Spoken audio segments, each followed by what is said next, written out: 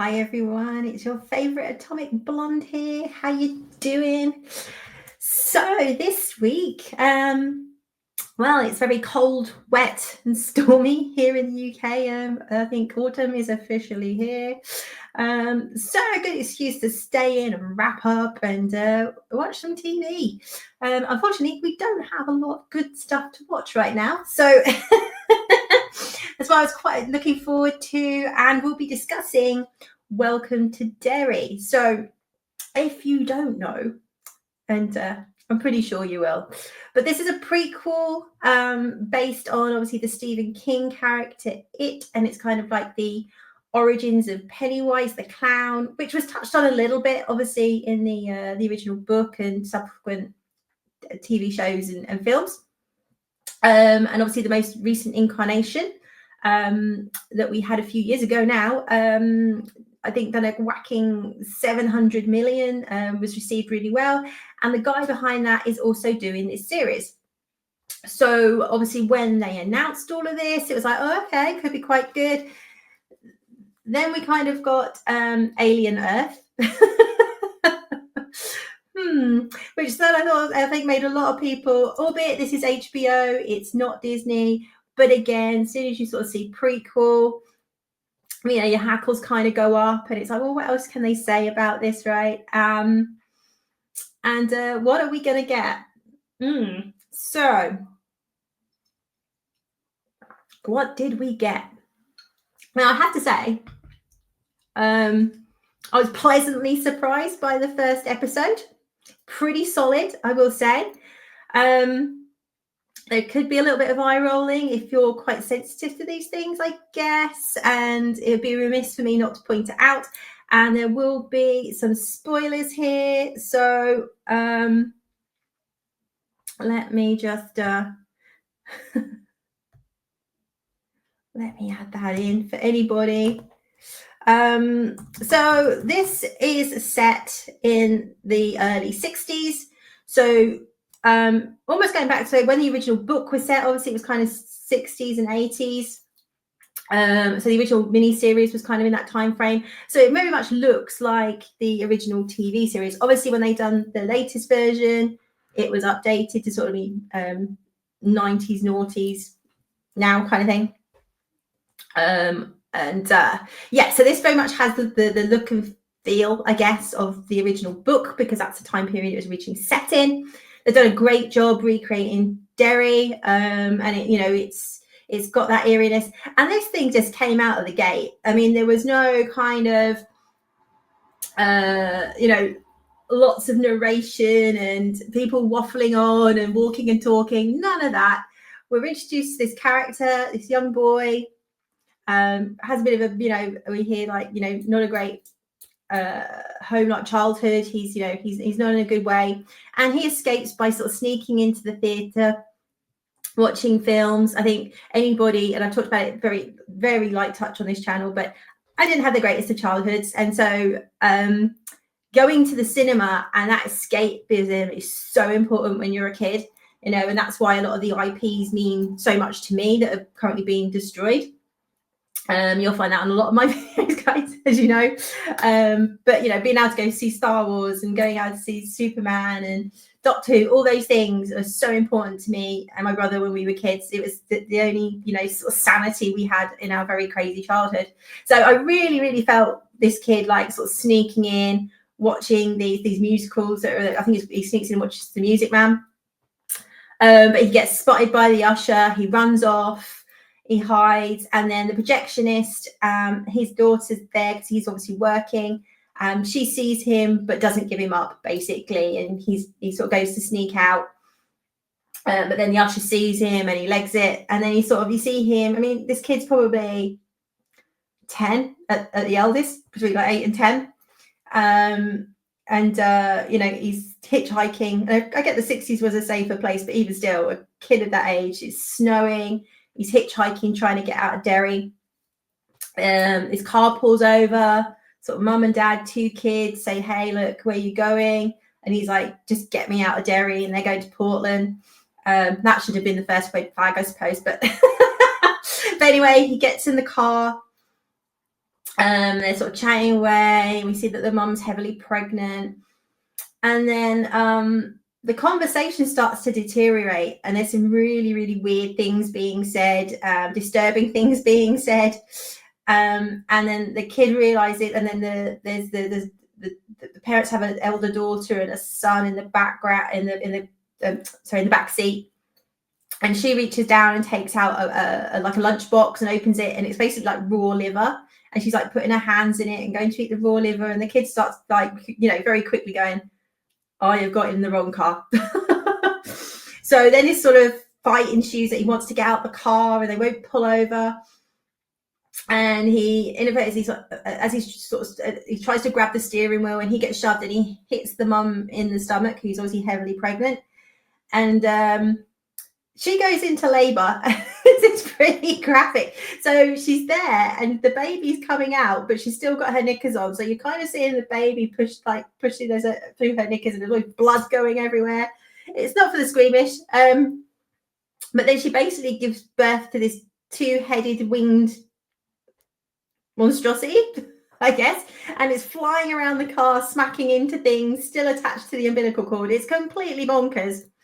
Until we sort of see the point that this thing heads towards the kid and smashes out the window, and it's assumed that obviously the kid is no more. We then sort of move on, and so the kid's then obviously missing for a little while. Like some of his friends at school, and then there's this, we start being introduced to other kids in his year. Again, a bit sort of similar to like a loser club vibe. And they start hearing things, or one starts hearing things like in the drain, like the bathtub drain, very reminiscent of the books and stuff. And they gradually start speaking, and they're starting to hear and see similar things. And at this point, they think the little boy's potentially still alive, and they need to find him. He could be living in the sewers. And gradually, like, weird things are happening around the town. I've also got a separate plot where there's like an army base in Derry, and we see a new officer and his mate arrive. The officer's going to be living in town, but for now he's in the barracks until his wife and child arrives. He's a black officer, so this is like obviously early 60s. So there's like a bit of a, one of the soldiers refuses to salute him, even though he's a superior officer. General comes in and basically tears a strip off him in front of everybody, and he's like, that won't be tolerated in the United States Army. So, but it's not heavy-handed. And to be fair, when you're looking at anything kind of set in that 60s civil rights period, it'd be weird if there wasn't racism. So for me, absolutely fine, because it wasn't overly laboured. It wasn't like modern cringe. It was just like this crap would have gone on, right? So actually sort of fine with all of that. So we've kind of got this guy being introduced. And then at some point, these people in gas masks and that break into the room that he's in, and they're demanding to have some plans for something, and he's being beaten up. So initially I was a bit like, oh, is this like a racist thing? But they're actually after something. And then his mate comes in and helps him. And they're like, what the blooming hell was that about? And they're like, we don't know. So we kind of got these sort of two things. So we've got the group of kids who are looking for their friends, and we've also got this introduction of the Air Force officer. As things progress, the kids kind of start joining the dots. And they discover through talking that they heard the kid that's gone missing singing this song, and the song's from The Music Man. So they end up going to the theatre. She takes her dad's keys, breaks into the theatre at night. Because her dad's a projectionist, she knows how to run the film. And they start showing the film, and then the boy turns up in the film, and he's holding a baby. And being kids, right, they start calling out to him. They know something blooming weird's going on, but they think like if we can get him to come out of this, if he's got in the film, he can get out of the film, right? So like trying to call him and get him, but then his like face sort of changes and goes a bit sort of Pennywise-esque. And obviously the baby's holding is this monstrosity that this woman gave birth to in the opening scenes, and that flies out of the screen and starts attacking all the children. So in terms of the setup that you would have seen, there's the two girls 2 boys and like a younger little girl. And this thing, like, and again, this scene does not pull any punches. These kids get flung around, and one of the boys, the younger boy, basically just gets killed. He gets thrown into the projection thing. He just has blood going everywhere. And I was like, oh my God, they've killed off one of the kids already. What is going on? And this carries on. And this is where it can be a bit eye-rolly, you know, I will say, depending on how sensitive you are to these things. Only the 2 elder girls are left standing, so they just kill all the boys.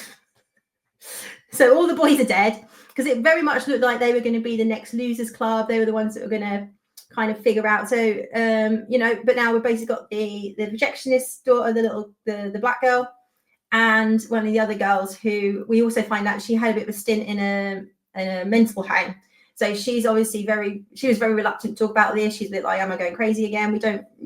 I haven't really got into why she was in the hospital, but obviously she's very worried that they're going to sort of lock her up and think she's bonkers again. And that's pretty much where this kind of ended. There were some other bits in there with the 2 boys. So one of the boys was Jewish, and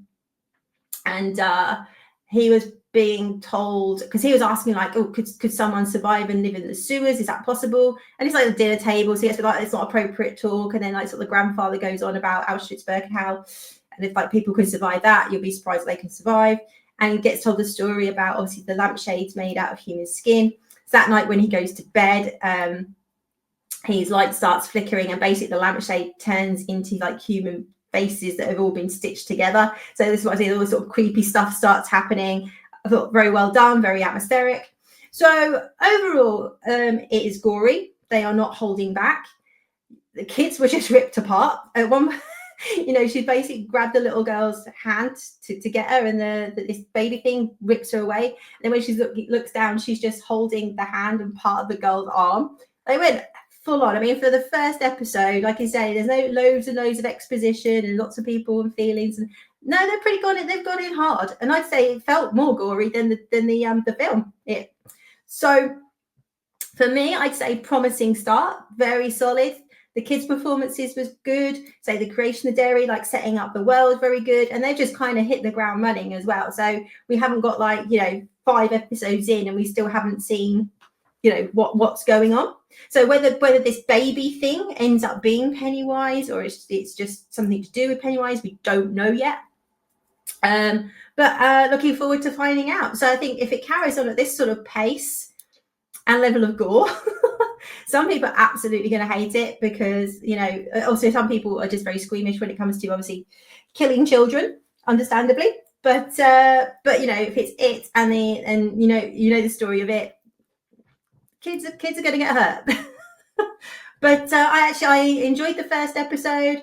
Not perfect. Felt maybe a little bit bait and switchy at the end. It doesn't, you know, kind of set up we were going to have a losers club, but we don't. Maybe some other kids will come into it.